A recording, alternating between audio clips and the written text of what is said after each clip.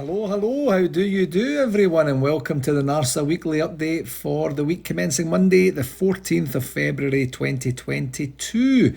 It's Gary here again, and firstly, of course, I wanted to wish everyone a very happy Valentine's Day, and I hope that all of you lovers or prospective lovers across the globe are having a wonderfully romantic day with whomever you're choosing to enjoy it with. If you're not in love with a person or an animal or any other type of being or object, you're most certainly in love with a football team, and our football team did indeed serve us up a much needed tonic of two solid wins this past week to keep the warm and fuzzies from last week's demolition of Hearts at the forefront of our minds. It was a solid, somewhat conventional and more like us victories with two clean sheets in what could have been two tricky matches. You just never know how these things go at times, and I think Giovanni heeded my advice from last week, I'm sure he did, and took both the Hibs and Annan matches as individual mini projects and worked out a way to have a successful outcome in both. Then we move on to bigger and tougher challenges in the next wee while. So on to the game segment for this past week. Two games, as I mentioned, one in the league and one in the Scottish Cup. The first one was at home to Hibs last Wednesday, where we were all hoping for a continuation of the wonderful performance against Hearts from the weekend before, and while it never did quite hit the heights of that in terms of sustained pressure and chance after chance after chance and the entertainment that goes with that, we did enjoy a relatively comfortable 2-0 win. And we did start the game really well again, and were awarded a penalty in around about the 4th or 5th minute after some trickery from Ryan Kent led to a foul in the area, which Captain Fantastic James Tavernier coolly slotted home. We should have had another penalty straight after that when Kent was just blatantly pushed in the back. But on this occasion, the ref said no, which was just incredible, you know. Anyway, we plugged away for the match on it was horrendous weather in Glasgow, wasn't it? And we're rewarded for our efforts when Alfredo Morelos scored a brilliant goal, a thunderbolt after, I mean, it really was a world-class pass from Tav to continue his hot goal-scoring streak under Giovanni since he arrived at the club. And, you know, Morelos in this mood and form is just so crucial and pivotal for us as a team, and he just generates so much excitement every time he's on the ball, and he's on top of the scoring charts for the Premiership season for a reason, joint top, albeit right now, but you know, he's just on fire, and long may that continue. And it really could and should have been more goals for us, with us also being resolute in defence and only conceding the one clear chance that I can remember in the first half that McGregor was in good position and saved relatively easily. And other than that, I don't recall too much else in the way of anything worrying. One worrying thing that did happen was, of course, Liam Balogun's injury, and the fact that he had to go off early after it appeared to be a hamstring. It looked really funny the way that he dived and how he could injure himself at that point, but it did look like a hamstring, which then meant a bit of a shuffle and a very shaky Borna Barisic coming on at left back, with Bassi moving into the middle and the centre of defence. And I thought, you know, he did have a shaky start, and he is obviously low in confidence, but I thought he grew into the game as it went on, and hopefully those minutes did his nerves the world of good, especially in front of a home support who were genuinely supporting him. You know, you heard the Borna Barisic song, and every time he did something good, he got a wee bit more generous applause than probably before, than he would have done before, you know, just based on the horrendous night that he had a week before that over at the Chamber of Secrets. So hopefully that and the minutes that he got on Saturday as well have put him in good stead, in a better frame of mind in terms of his confidence anyway. On the referee watch, Nick Walsh did very well for the first penalty, when quite honestly some weaker and maybe more poorly positioned referees might have bottled it and suggested or said that Kent was on the line and therefore given a free kick. But other than that solid decision, he was just up and down like a yo-yo. He flat out refused the most blatant of penalties after Tav's opener, which I mentioned a wee while ago there, and then we saw like bizarre, silly things like two blatant shirt pulls in the first half. People must be really, really keen to get a hold of Ryan Kent's shirt. And he played on both times, so fair play to him for playing on both times, but then he doesn't go back and book the players afterwards. So I guess, it's not a booking if he decides that we gained an advantage after that when we really didn't. It's just dumb and ridiculous refereeing. So he gets a 6 out of 10 for this game, which I feel like I'm actually being a wee bit generous on that as well. But this grandstanding and complete inconsistencies in the games is just annoying. Our second game was away to Annan Athletic in the Scottish Cup, and we dispatched them 3-0 with real consummate professionalism in another day of horrendous weather conditions in Scotland that had seemed to have a bit of everything. Wind, rain, snow and all that mixed in various parts of the game, and goals from the returning Philippe Hollander. See what happens when you have a central defender who actually knows what he's doing when he's attacking the opposition box. I know that I'm hard on Connor Goldson, and I know he did score against Ross County a couple of weeks ago, and I know he did score 2 at the Chamber of Secrets last season and stuff like that, but he's just terrible in the box. And anyway, Kamar Roof with a brilliant finish, really well worked goal there. And then what do we call it? Let's call it a wonder strike from Fashion Sakala that somehow rifled into the top corner when it looked like it kind of might have been a cross. And the only reason I say it looks like it kind of might have been a cross is if it was a cross, it was the worst cross of the guy's life because there was no one there. He hit it 500 miles an hour. And it would have just been a complete mess. So, he says afterwards on social media that he meant it. And you know what? Why not? Okay. And I actually have to say, I'm also loving the wee man's scoring celebrations as well. Last week, he was emulating Alfie with a kind of, aggressive finger pointing. And this week, it looked like he was doing the Cristiano Ronaldo jump and stuff like that as well. Just brilliant. A wee bit of entertainment. And he's always got a smile on his face as well. Other than that, in the game, it was really about more minutes for key and fringe players and seeing the game out with no injuries, which we managed to do, which is great. Plus, he's in the game, we're giving Aaron Ramsey and Matus Zukowski their first starts. Hollander's return after 5 months out for sure. And in some game time for Leon King, Alex Lowry and Charlie McCann. On the referee watch, I don't recall too much in the way of incidents, with only the one booking for McCann towards the end of the game and no real controversy. So the ref gets an 8 out of 10 for me for that one. See, it's not all about the negative. Our reward for dispatching Annan is a quarter-final tie away to Dundee, with the match going to be played sometime over the weekend of the 12th of March. So just about 4 weeks from now, I guess. And interestingly, both halves of the Old Firm are away in Dundee that weekend, so I'm guessing it'll be a wee bit of a bumper weekend for the local retailers, pubs and clubs, I am sure. And if any of the Dundee teams are to prevail that weekend, we most definitely want it to be the ones who play in orange, just for our manager and paying homage to his home country. No other reason, I promise.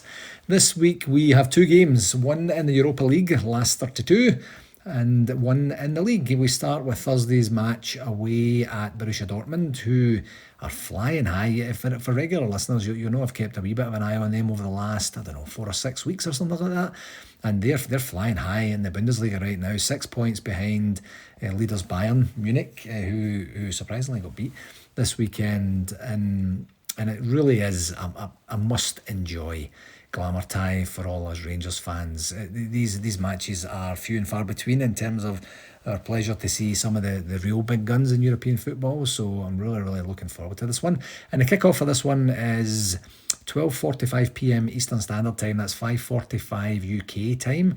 And it is available on Paramount Plus in the States and on DAZN in Canada, with delayed coverage being available from midnight UK time on RTV, so no live RTV coverage.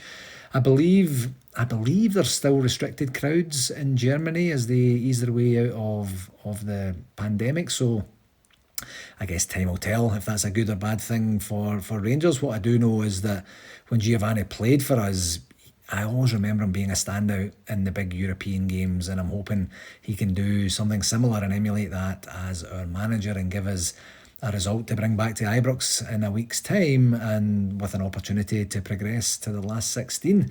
Remember, there are no away goals anymore, so it'll be really interesting to see how Giovanni lines a team up and to see if that factors into the strategy behind how we play. As I say, time will tell on that one, but really, really looking forward to that one. And just remember the kickoff time is just a wee bit different, 5:45 UK. The second game is this coming Sunday, away to Dundee United. Speaking of Dundee teams, with unfortunately, a 7 a.m. Eastern Standard Time. That's a noon UK kickoff time, and yet another early one for us. You'll remember that Dundee United were the team that halted our league unbeaten run back on the second game of the season with a hard-fought 1-0 victory in what was truly just an awful performance by us. And then we narrowly edged them out 1-0 at Ibrox back in mid-December, thanks to James Tavernier penalty fairly late on in the 70-odd minute or something like that, if I remember correctly. So they are no mugs, and that's why they're sitting at fourth spot in the league right now. So we're going to obviously have to be at our absolute best to beat them and get the 3 points that we need to keep in touch at the top of the table. So big week for us, and hopefully these big challenges are what we can rise to and get that hangover of the first game of the month really and truly behind us. And in terms of points per game as it stands right now, we are on 2.38 points per game, which represents a slight increase from last week, and that mob are on 2.42. So 0.04 of a difference between us, and they just keep churning out the results as we hope to do between now and the end of the season, and all will be well with the world.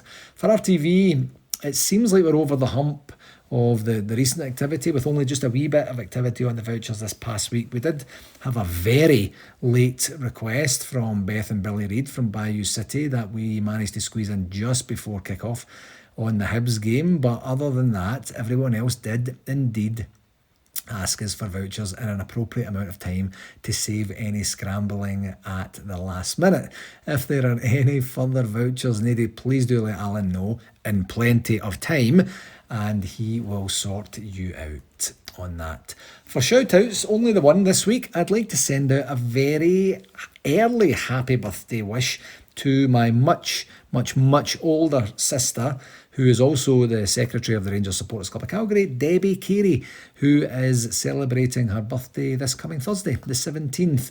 And of course, being a solid family member and her favourite brother and a stand-up gentleman, I would never ever reveal her age on the air, as that's just not fair, and it's not what you would do to a lady. But what I will say though is I am really looking forward to this time next year when we get to go to Las Vegas and celebrate her 50th, like we've been planning for a wee while now. So happy birthday, Debz, and I hope you have a great day when it comes. And we're celebrating the Dortmund result when we go for dinner on Thursday night.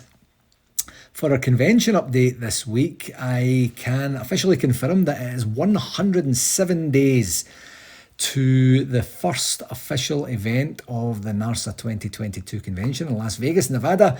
So to put that in weeks content, that's just over 15 weeks to get everything sorted for the biggest overseas Rangers show on earth.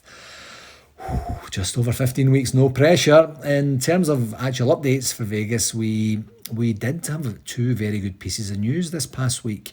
The first one was that Nevada has removed their masking mandate, which is another very significant step back to normalcy for the state, and more importantly for our guests when they get there in June. We were there back in, September last year, and the masking mandate was kind of loosely followed by, maybe say 50% of the people that were there. But now that that's gone, then the hotels and the staff and security are under no real moral obligation or legal obligation anymore to pester folks into wearing the masks. And the second part is that Canada has removed the need for PCR tests for folks flying into the country, whether they are flying into the country to visit or returning to the country from time out.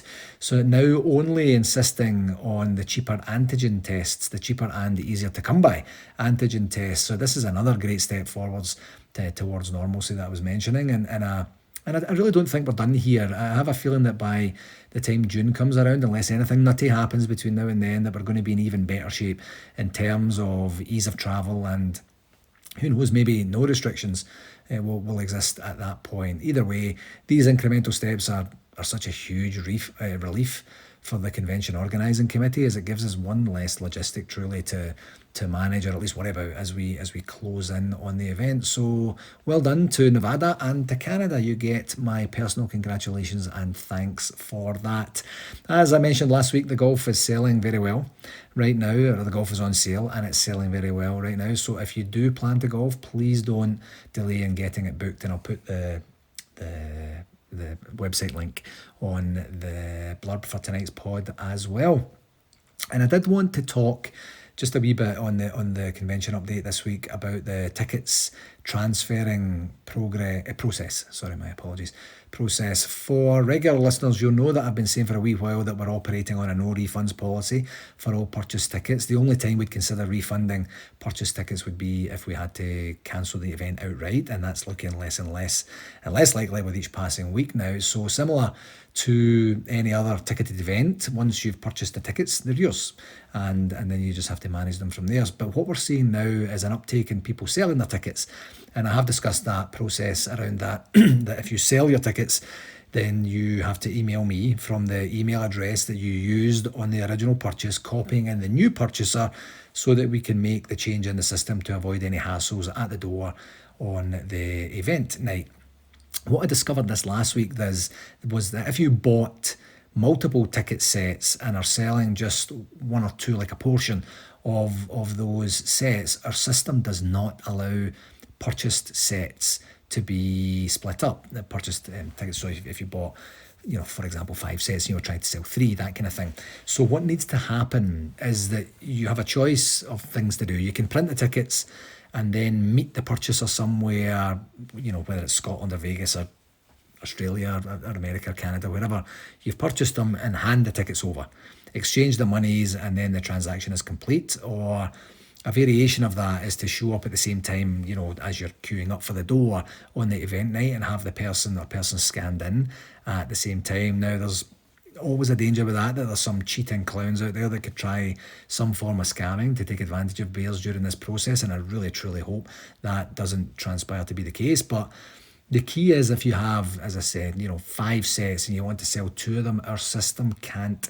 technically split them up for you, I'm afraid. You can still sell them and do what you need to do, but our system won't be able to acknowledge and process those changes. So you're going to have to get a wee bit creative about how best to do this while limiting exposure for yourself in the process. Not ideal, I know, but it is the way that it is, and hopefully that doesn't affect too many bears out there. Other items that we are still working on, are working through, is the magazine sales and setup, and we are now turning our attention truly to our VIP guests lineup too. I've seen on social media 1 or 2 people asking VIP legends if they are going, and the answer has been, well, no, I didn't get asked. What I can say is that very, very few people have been formally asked to date. As to this point, we just didn't know whether the event was going to go ahead, and if so, what the event was actually going to look like in terms of allowable numbers and the whole safety criteria around that.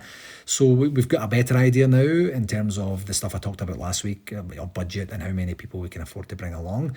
And as I say, this is now going to be an area of focus for us going forward, and we will communicate more of the confirmed VIP guests when we know more about that. And just another regular plug for the frequently asked questions document that I talk about every single week. Go to our website, the convention website that is, and see the frequently asked questions on the main page there. And if your question isn't answered, you can get in contact with me directly, and I will do my best to answer those as well. On to the communication section for this week. Again, kind of light on the communications front again this week for the kind of second week in a row, I guess. But I did want to start with an article on the Rangers website talking up the club's 150th anniversary celebrations. And the article said, in March 2022, it will be exactly 150 years since 4 young boys, Moses McNeil, Peter McNeil, William McBeath, and Peter Campbell, followed their dream to start a football team and begin an adventure within the new emerging world of association football. The lads didn't have kits, a pitch, or famously even a ball. What they did have, though, was ambition, passion, and commitment, and from these roots, Rangers Football Club was born. These ideals still drive the club today, and as part of the celebrations of 150 years, we are delighted to unveil additional details around how we will celebrate and honour the legacy of the gallant pioneers throughout the month of March. These celebrations will begin on March 4th, where we will invite a selection of My Jers members and season ticket holders to attend the Moonlighters evening event. The Moonlighters was one of Rangers' earliest nicknames and was given in recognition of the training and preparations that would take place after dark as we prepared for our first ever Scottish Cup final appearance in 1877. Dedication to success is something that has been instilled at the club since our formative years, and the Moonlighters evening will allow supporters to take part in an evening stadium tour and view some of our earliest memorabilia and artefacts that the company of legends and of legends and club historians. A dedicated 150 landing page on the club website will also allow our loyal supporters across the globe to follow the Moonlighters event and the other events as they happen throughout the month. Keep your eyes peeled for some very special Rangers site content through the month too. Now, also there are going to be some celebrations on the 5th of March around the game with Aberdeen, and supporters attending that match will be able to enjoy some pre-match activities and entertainment, and a collector's edition commemorative programme is also going to be part of that as well. The article on the website details that. And on that very day, the 5th of March, we are also going to be wearing our very special Gallant Pioneers kit, which is the white kit for everyone as well, and Castor will be releasing a pro edition of this kit as well. So I don't know if it's going to be exactly the same with the buttoned collar that's kind of offset that you maybe have seen to date. I am sure you have, but it looks like they're going to do that. Now, I get a bit nervous when we do this because we did a retro kit a couple of years ago in the League Cup tie, was it? A Scottish Cup tie, I think it was, against St Mirren, and then we got papped out on our arses. So hopefully that's not the case with the Aberdeen game, and we can actually celebrate and enjoy the new kit and also see a victory accompanying that. That would be kind of handy. So there's lots going on, and we have the weekends of legends. There's a Celtic fixture. There's going to be a fans village and a whole bunch of different things like that. So March is really the time to go ahead with this. So hopefully everybody at home and abroad gets an opportunity to talk and walk through those celebrations and get a chance to feel what it's like. So I'd really encourage you to read the article, as there is more information, as I mentioned, in there in terms of what's going to be happening. And then I'll try, there's also one part where they say supporters around the globe can also send us your anniversary messages and videos. We look forward to sharing some of the best ones at halftime that day, which is the 5th of March I'm talking about, and on our digital platforms throughout the month. So I've been in contact with Greg Marshall, the club's SLO, and to get a wee bit more information about the videos and what it's going to be. Greg is going to he gave me a wee bit of a brief earlier today, and he's going to get a wee bit more information in terms of the logistics around it, how long it's going to be. NARSA is definitely going to want to be involved in that, as I'm sure our friends and ORSA are going to be, and the ERSA folks and the folks down in the Middle East and stuff like that as well. So as soon as I get more information, I'll definitely share that. But it's just going to be quick messages, wishing the club the best anniversary from Gary Gillan, from the Rangers Supporters Club of Calgary, follow, something like that. It'll be that kind of, hard-hitting, fast and furious sort of stuff. But as I say, once I get more, I will let you know more. And last week, the Rangers announced that the club, in conjunction with the Rangers Charity Foundation, have funded access to trauma counselling services for anyone who has suffered non-recent sexual abuse in Scottish football. And the article said, following the report of the independent review of sexual abuse in Scottish football, Rangers Charity Foundation has now appointed Jane McLean to deliver a trauma counselling service financed by Rangers FC. Rangers Charity Foundation last year committed to providing a confidential counselling service for anyone who has suffered non-recent sexual abuse in Scottish football. Stuart Robertson, Rangers FC Managing Director, commented, "I am pleased that the club is supporting this positive and proactive initiative alongside the Rangers Charity Foundation, and I am delighted that Jane has joined the Foundation's team to deliver this service. We recognise our responsibilities in the area of child safety and well-being and take them extremely seriously. The introduction of our trauma counsellor is tangible evidence of the commitment that we made last year to support individuals affected by the issues raised in the SFA's report into non-recent sexual abuse in Scottish football." Jane has over 16 years of experience working with child and adult protection, and she will provide one-to-one holistic counselling support to assist individuals affected by non-recent sexual abuse in Scottish football, as well as for candidates across a range of foundation community programmes who may have experienced trauma.